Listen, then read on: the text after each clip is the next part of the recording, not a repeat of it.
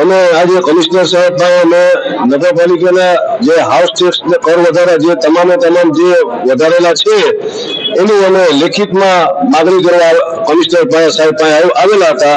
ને કમિશનર સાહેબે અમને કીધેલું કે તમે અમને લેખિતમાં જોતું હોય તો તમે લેટરમાં તમે અમને આપો એટલે અમે તમને જવાબ આપીએ, પણ હજી સુધી અમને જવાબ આપેલો નથી.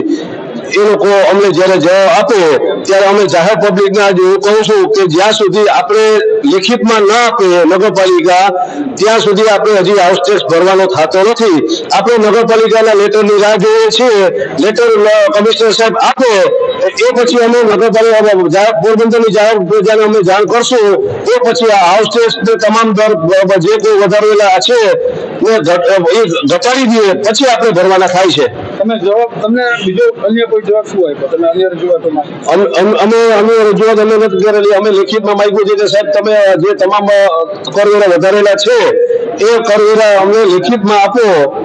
તો લેખિતમાં અમને કીધું કે અમને ટાઈમ જોશે, તમે લેટર આપો. અમે લેટર અમે આપી દીધો છે.